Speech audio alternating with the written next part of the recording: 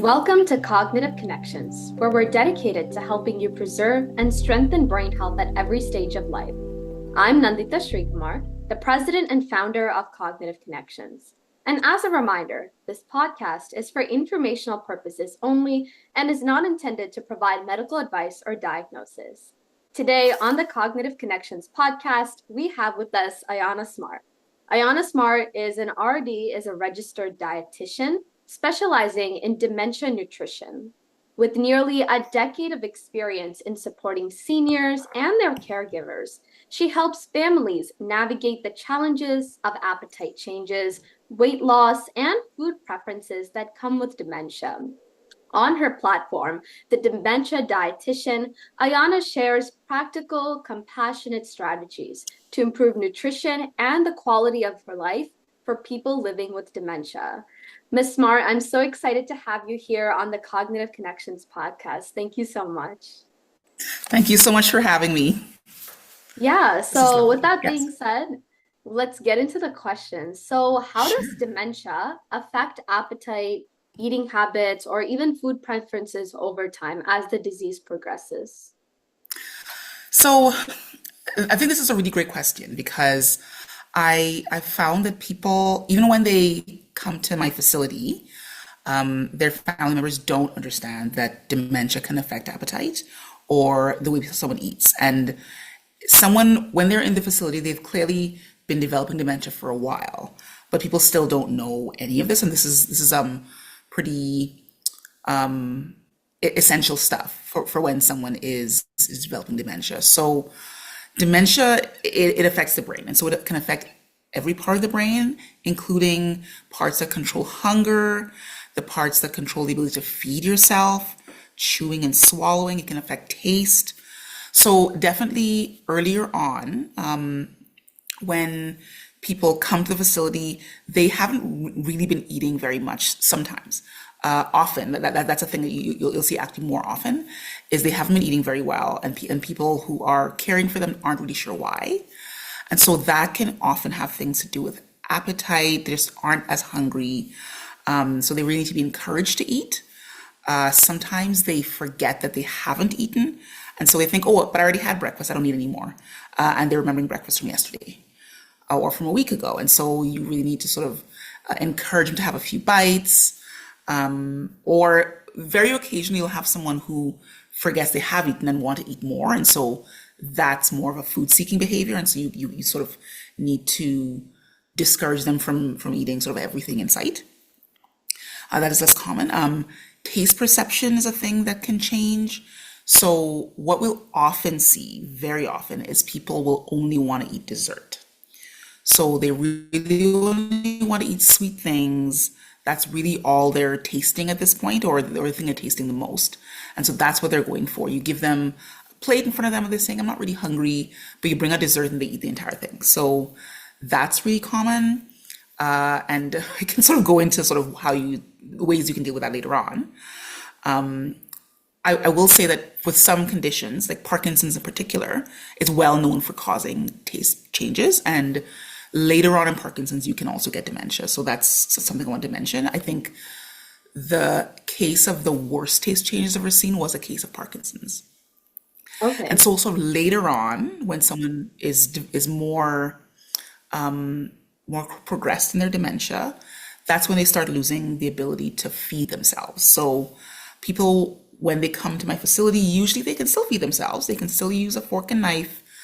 But as time passes, they might get a little more confused about what to do. So I remember one person who could still use a fork and knife, but if you put too many things in front of her, she got really overwhelmed. So usually would have a plate and that'd have the meal. There'd be a bowl with soup.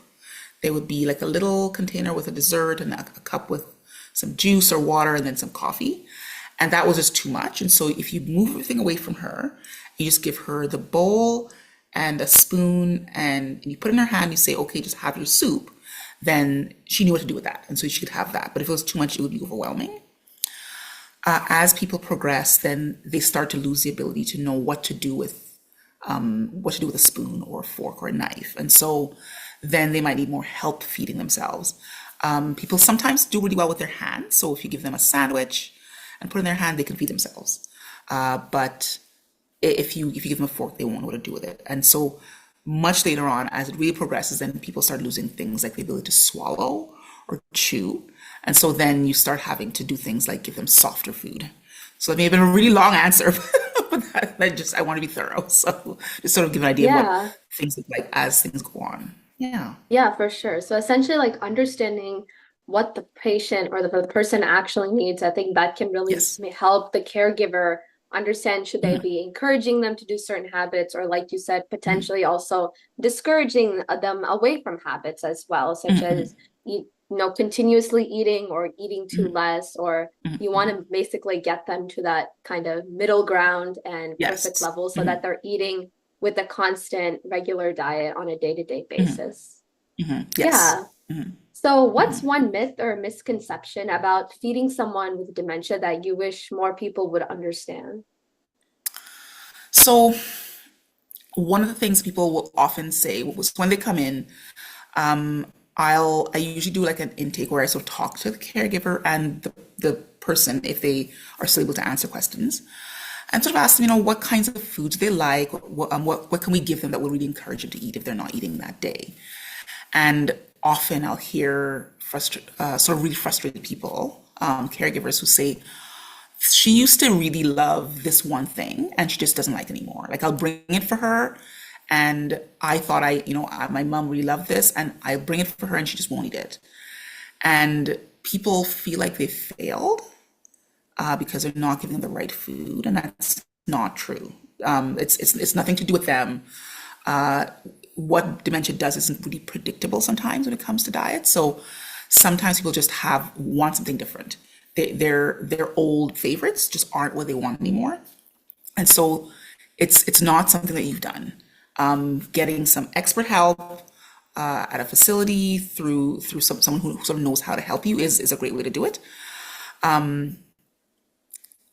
Definitely some people will want their old favorites, but if you're struggling, it's not your fault. So I think that's sort of it's not really a myth, but it's sort of something I really want people to understand that you just even speaking to your doctor, they can refer you to someone who can sort of help you like in your space, rather than thinking, oh, I've done the wrong thing, I don't know what I'm doing. Yeah. Yeah, I think that's a common misconception with a lot of caregivers in almost like any sort of realm, almost because they often sometimes feel like, oh no, I'm failing the person that I'm taking care of. But in reality, they are truly helping. So I think it's really important to Yeah. reinstill that idea, like you were just saying. Yeah. So, what are the signs that a person with dementia isn't potentially getting enough nutrients, even if they're, eating meals and things like that? Okay.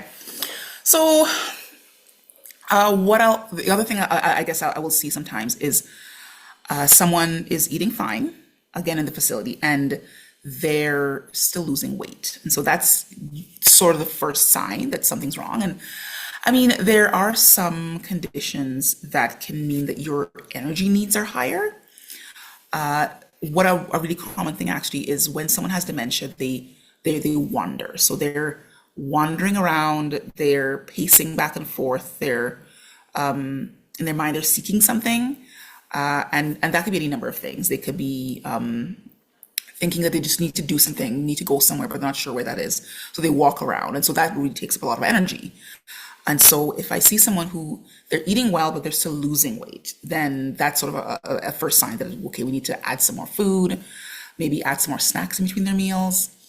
The other really, I say obvious sign is if someone, one of the things that can be really common with someone with dementia is they can injure themselves really easily. So they're not necessarily paying attention. I say not paying attention. They're not aware that what they're doing is dangerous, and so they can sort of get like a skin tear or a bruise. And if that takes a longer time than it should to heal, that's also a sign that they're not getting enough nutrients. And so those are usually the things I would look for. The most obvious thing would be weight loss. And even if you can't seem to get them on a scale, if their clothes aren't fitting the way they used to, then that's a sign that something needs to be looked at quickly. Yeah, they're it's easy for me to say that because because I've sort of been doing this for a while, but it can be really hard for and scary for providers. So I just want them to know that there are things you can look for and that'll tell you what to do. Yeah, I think it's almost like observing the little things on a day-to-day basis. Yes. I think when we see those little things start to slowly change, I think that's what can Mhm. give us those signs that maybe something isn't going right and it might be time for, the caregiver to seek for some help and really understand what's maybe the root cause of this whole issue.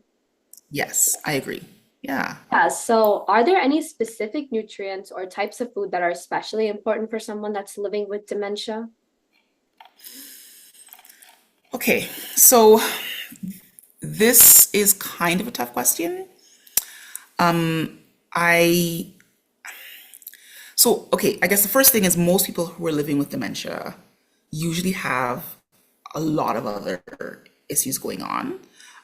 People who sort of have vascular dementia usually also have diabetes, they might have hypertension, just various other things happening. People very rarely show up in the hospital with just Alzheimer's. It's Alzheimer's and a host of other things.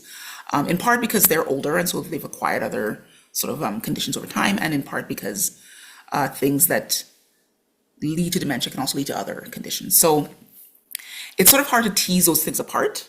I'll say that generally, often, but not always, people with dementia, again, tend to eat less than they should for various reasons. And also tend not to eat very balanced meals. So what's really common is someone who's eating something that's really comforting and, again, like a dessert. And so they'll have dessert, they'll have maybe something that's really soft, some pasta, and that's fine, but it's not the only part that you want in a meal. So what we usually look at is, are they getting enough protein? That's usually the first thing we look at. So I wouldn't say there's a particular nutrient that's going to help them in particular. There are some conditions that have cognitive changes that maybe you might need B12, for instance. But I think the thing that I would focus on mainly is protein, making sure they're getting enough protein. As we start there, and then if they have a deficiency in something else, then we can do that. That's usually Okay. it. So it's not as exciting. It's like, oh my God, give them one thing, it'll be fine. But protein usually, hydration, I guess, would be the other thing, because that's the other thing people tend not to do. They tend not to drink enough, especially when it's hot. And so you sort of want to just make sure once an hour, just put a glass in their hand and see if they'll have some sips. So that would be my advice, basically. Yeah.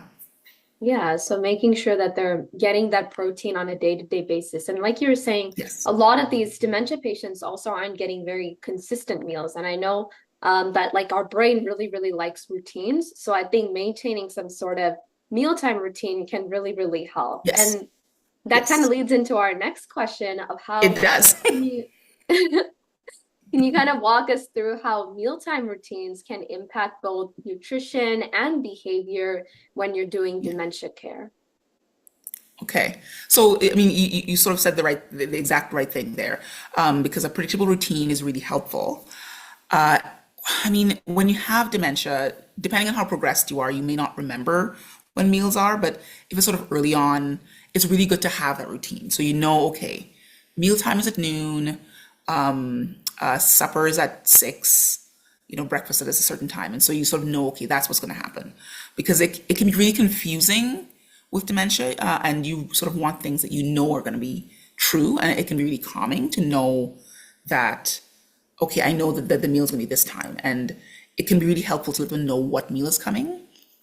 So again, in my facility, we do sort of post the diet so people will know, okay, today at lunchtime, we're going to have this or this. So you can pick these things. Or at supper time, you're going to have these things.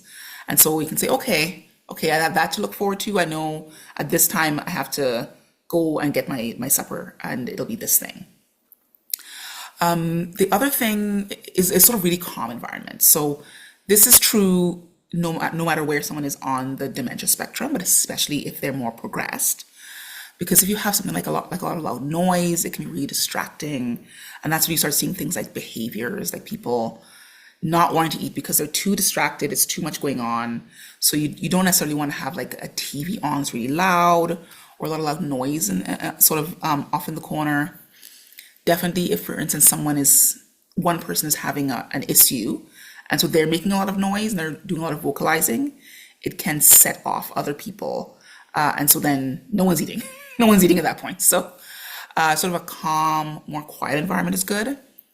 The TV especially, it's not necessarily a great idea to have the TV on during a meal for many reasons with dementia, because it can be distracting. So if you're eating and you might be having a little less ability to control and sort of coordinate everything going on with your swallowing, which is a really complicated kind of series of sort of actions, both voluntary and involuntary, then if there's a TV there, then you're not as focused on that. You're not as focused on chewing well, chewing properly, swallowing, and so that can sort of lead to sort of a swallowing incident, which we don't want.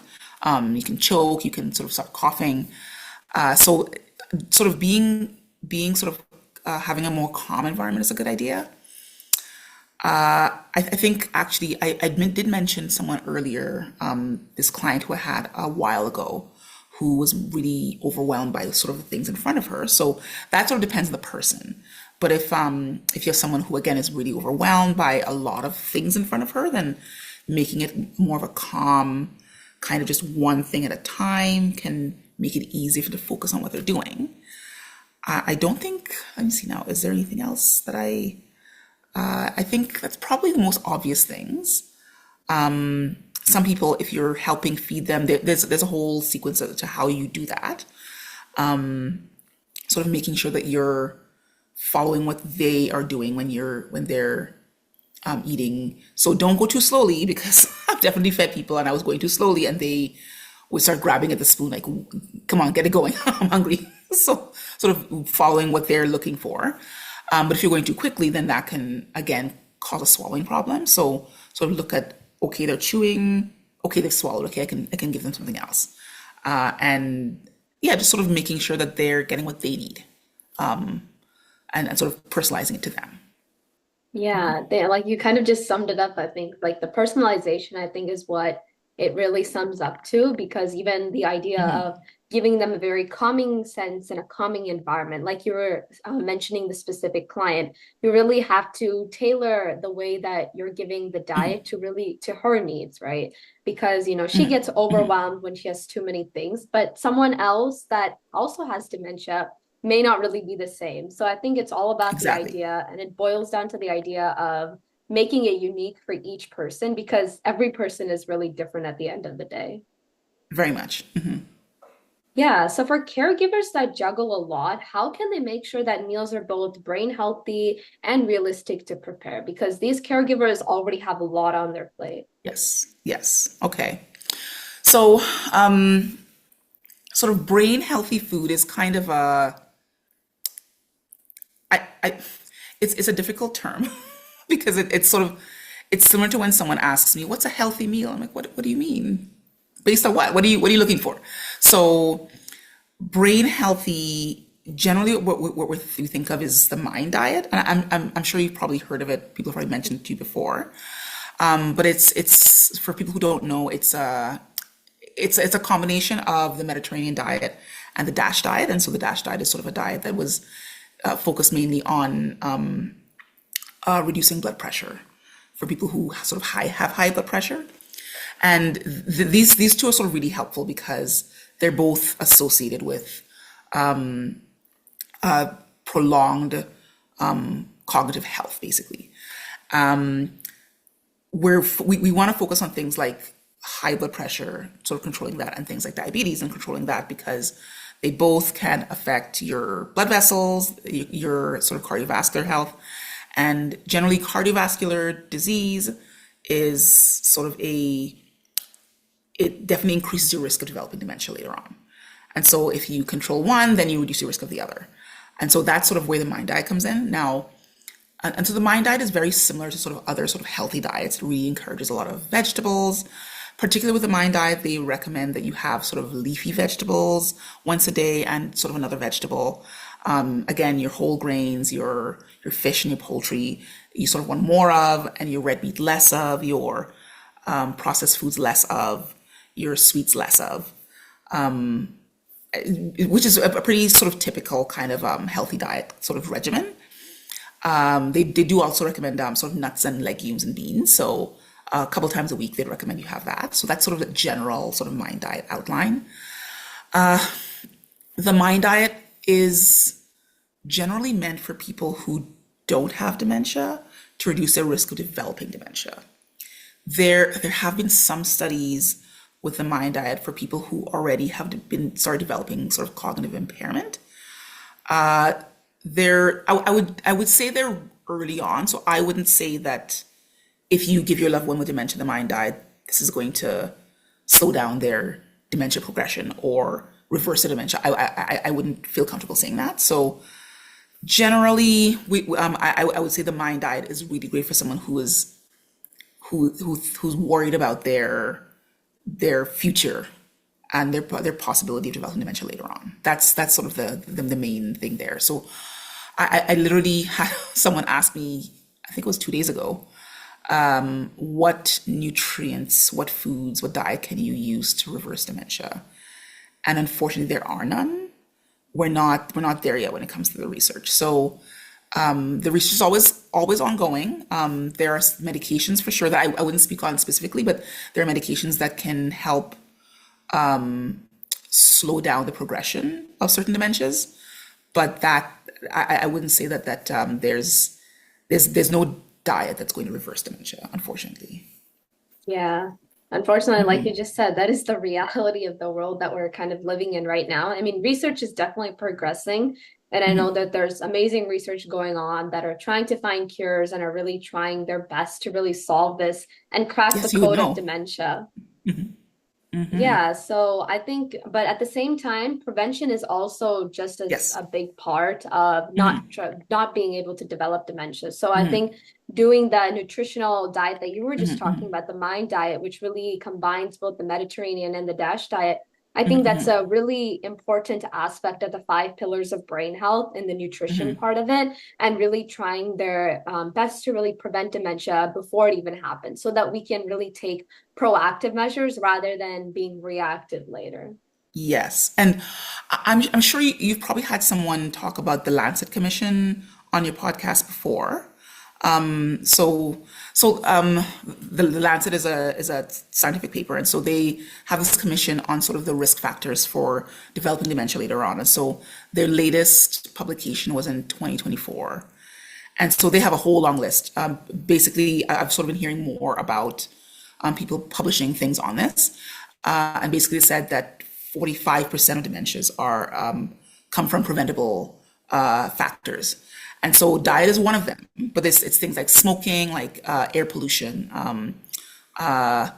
like depression, sort of social isolation, sort of in later life especially. So it's not just diet. And so I just want to throw that out there because Yeah. if this is something that I've sort of been mind blown about ever since I read about it. 45% of dementia is preventable. Yeah. So there are things we can do, and I sort of want people to know that as well. Yeah, that's definitely so true. And in that sense, what are some of the biggest nutritional challenges that caregivers face when it comes to supporting a loved one with dementia?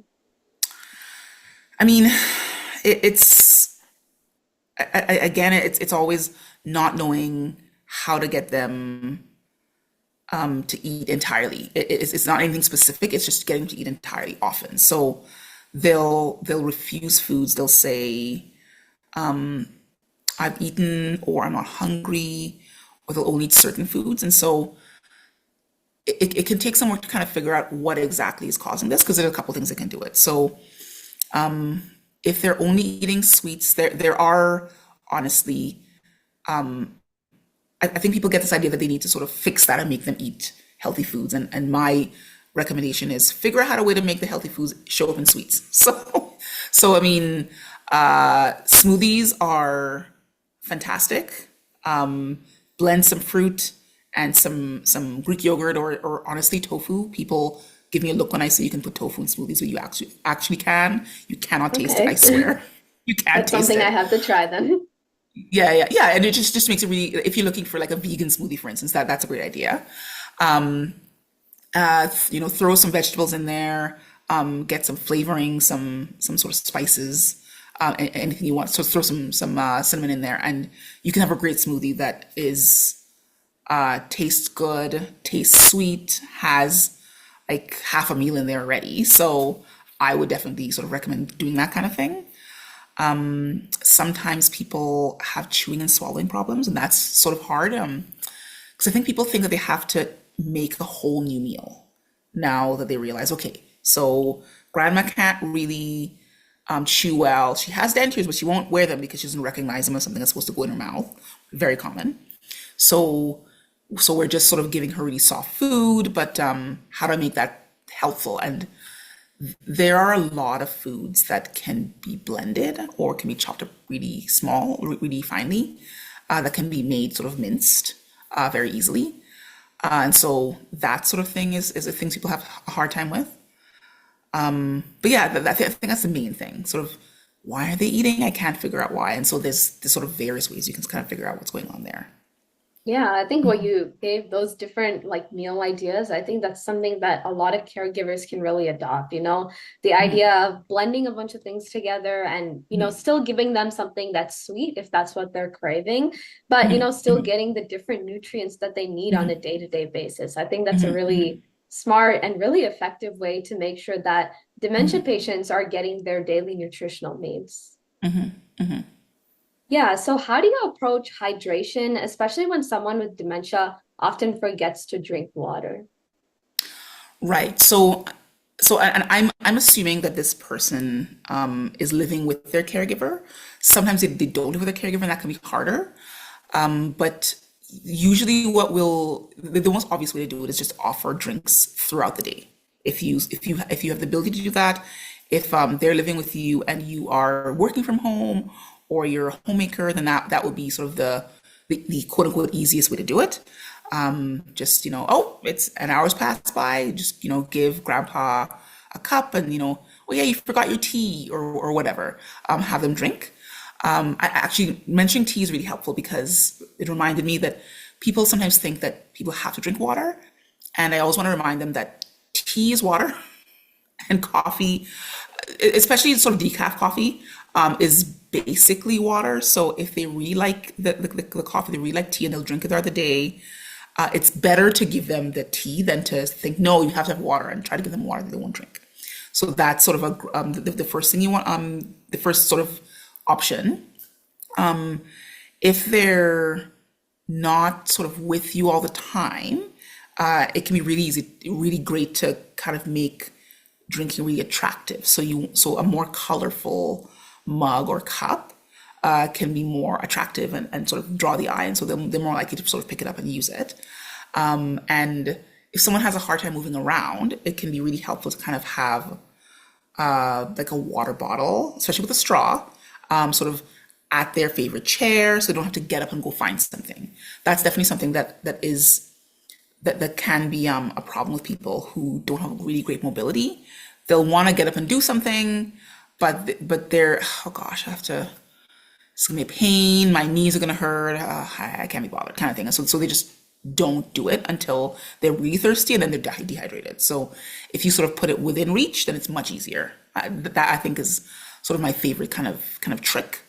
Is sort of just get a water bottle with a straw that's not too heavy, put it there, and then they'll think, oh yeah, I can just have a drink right now. So Yeah, I think proximity of, items is definitely a big role. I think even people without dementia, people yes, sometimes, tend to get lazy and don't want to get out of the yes. couch to go get water. And I think that Hmm. plays an even bigger role if you are diagnosed with dementia. So I think keeping it close by and making sure that it's just an arm reach away is really an Hmm. effective way to make sure that they're getting their water in every day. And like you were saying, green tea is very much water heavy, and there's Hmm. lots of studies also showing like the importance of green tea in actually being like helpful for Hmm. cognitive ability actually, so Okay. that's also another benefit that kind of just comes along with Hmm. that.